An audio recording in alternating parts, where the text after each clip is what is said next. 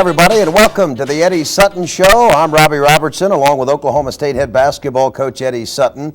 The only game this past week for Oklahoma State was the Bedlam game as Oklahoma State traveled to Norman to take on the Oklahoma Sooners. The Cowboys lost that game by 4 points, but Coach, once again, you were in a position to win the ball game and you were on the road. I cannot fault the effort of our young men. They certainly competed. A lot of teams have found it hard to win in Noble Arena. I believe that was Oklahoma's 117th victory in 120. That's a remarkable home court feat. We put ourselves in position to win another game, and I thought our players displayed a lot of courage the way they fought back when they fell behind, and we did get the lead at 64-62 and couldn't hold on, had a couple of calls that went against us. The things that I felt like we needed to do, we did well. I told our squad if we can minimize the number of turnovers against their full court press, we got an excellent chance to win. And if we can neutralize them on the backboard, we tied them in both areas, 40 rebounds apiece, 16 turnovers, but we had a bad shooting afternoon from the perimeter. Our guards didn't shoot the ball quite as well as they had against Kansas. And if you had to pinpoint one thing that we didn't do well, it was our outside shooting. You did enough things in a positive manner, Coach. You really kind of took Oklahoma out of their game plan, didn't you? The tempo was more to our liking. We had more fast break baskets than Oklahoma did. We always think of the Sooners as being a great running team, and our transition defense was very good, and we were able to capitalize on some turnovers by the Sooners and also break their full court press, and we ended up making more fast break baskets than they did. Running up and down the court. We'll take a look at the highlights, and Coach Sutton will talk more about the Oklahoma game in just a minute as the Eddie Sutton Show continues.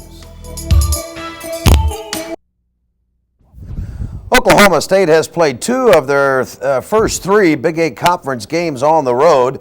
This past Saturday, Oklahoma State went to 11th ranked Oklahoma and gave the Sooners all they could handle before losing the ball game 76-72. And, of course, the Persian Gulf still on everybody's mind, and the national anthem played before the ball game. Here we go, first half action. Byron Houston, another big ball game, Coach. Byron had 31 points and pulled down 13 boards and just had a remarkable performance.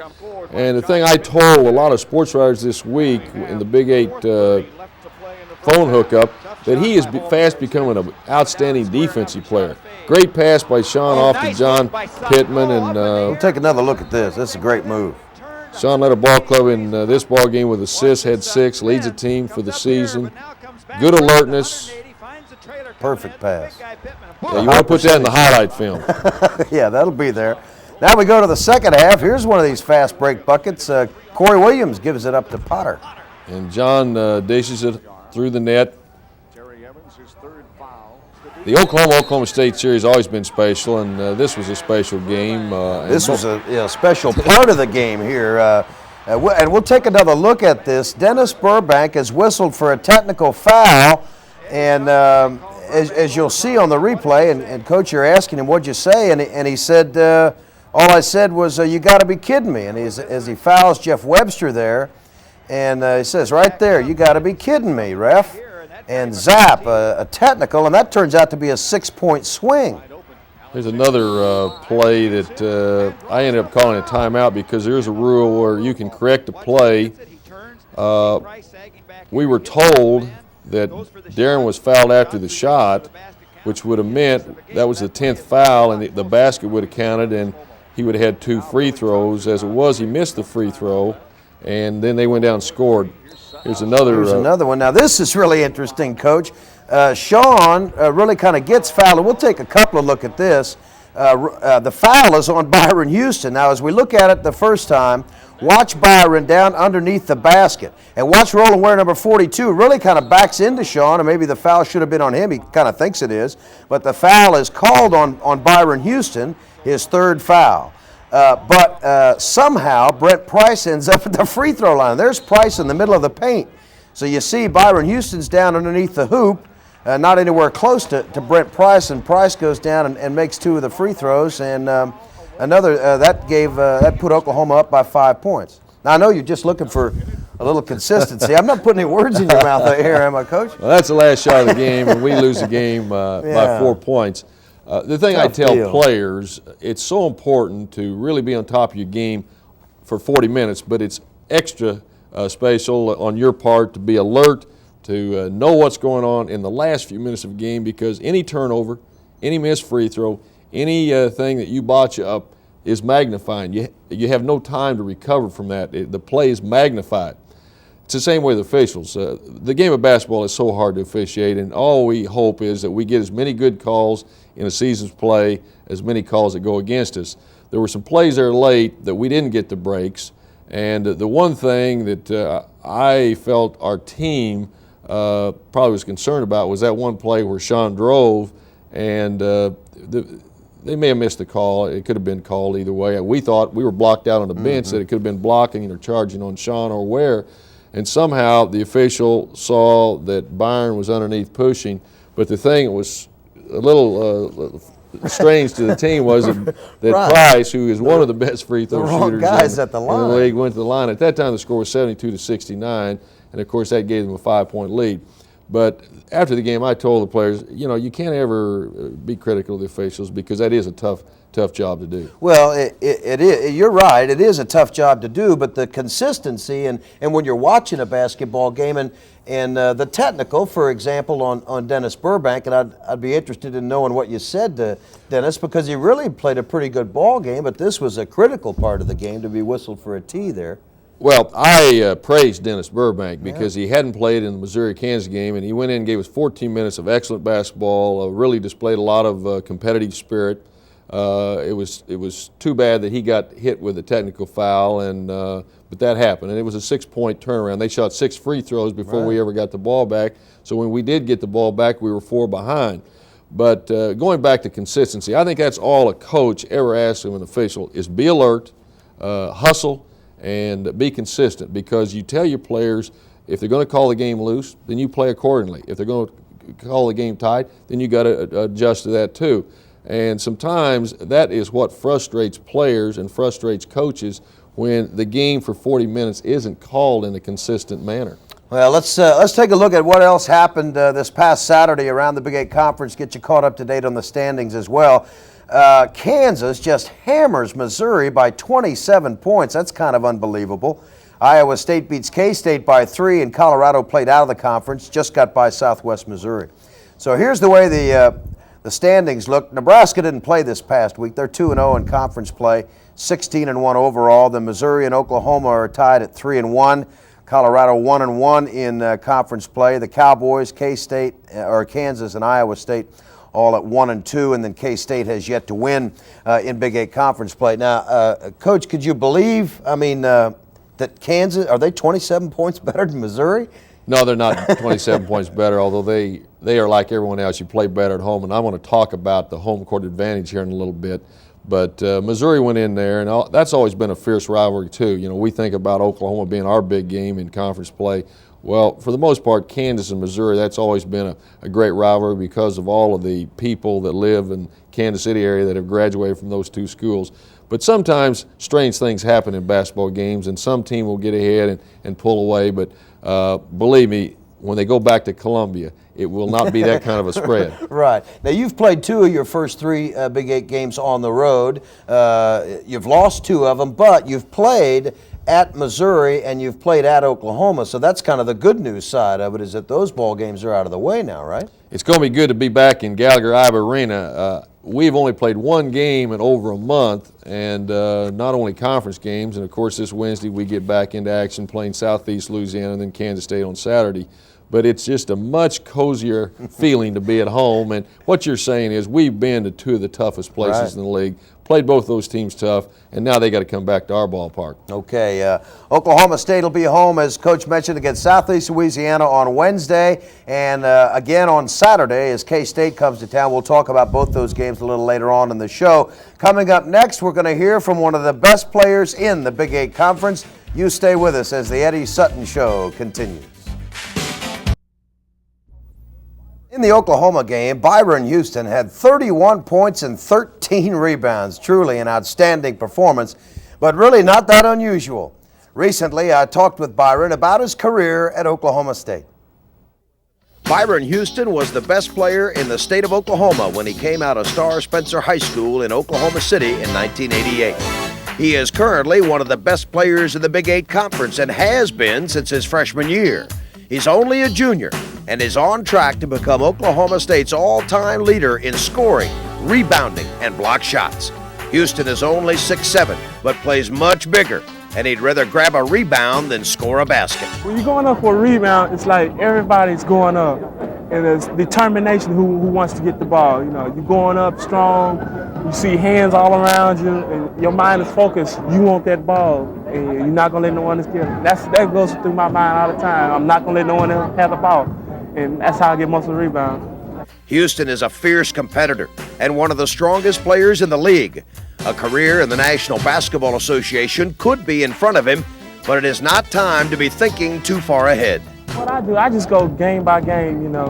I really don't think about the future. Everybody's talking about, you know, another year you could be great and stuff like that. You know, I really kind of block that out, because when you start thinking ahead, you start slacking up on what you're doing now. Surprisingly enough, Houston did not think he would get a great deal of playing time when he first got to Oklahoma State, but he quickly adjusted to playing against better talent. He has grown as a basketball player, and that growth has taken place because he has surrounded himself with good people. Most definitely my stepfather, because he works me hard. You know, since I've been started interested in playing basketball, you know, he's telling me if I find something I like, just stick with it, and that's what I did. And my friends who've been around me, every time I go out and play with them or something, you know, they make me go hard. You know, they make me play hard no matter who I'm playing against. You know, if I'm playing against a slouch, no matter, just go out and play hard. And you know, the coaches I played under, Coach Hamilton, my high school coach, Coach Johnny Johnson, and you know, Coach Sutton, and my summer league coaches, Coach Williams. You know, they taught me a whole lot, and I just, you know, put them all together, and I'm playing pretty well right now. Yeah, I'd say he's playing pretty well right now. Robbie, I've had the fortune of having so many wonderful young people play for me, and great players that have gone on to the NBA. We are very fortunate in having young men that represent Oklahoma State that are really class in every way, and they're great representatives for OSU.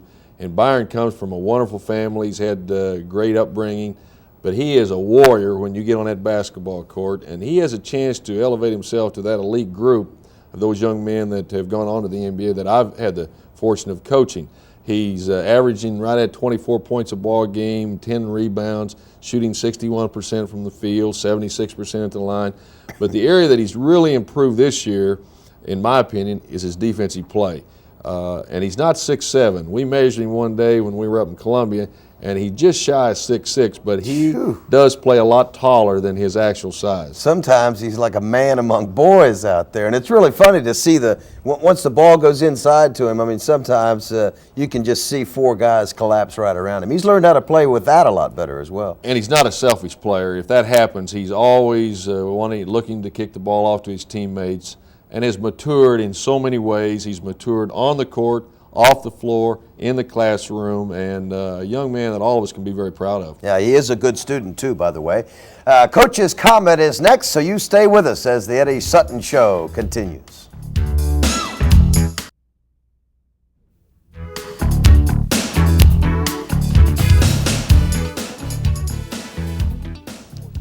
In most team sports, there's always an advantage in playing at home, but in no sport is the home court advantage bigger than in basketball. And there are a lot of reasons for that. You think about the size of the court, the height of the basket, it's all the same regardless of where you play the game of basketball. But the surroundings are different. The shooting in some arenas, it's more difficult than it is in others. The fatigue factor, because you have to travel, you're staying in a motel. It's not the same bed that you would have if you were living on your campus. I think the biggest thing, though, is the crowd. We call the home crowd the sixth person.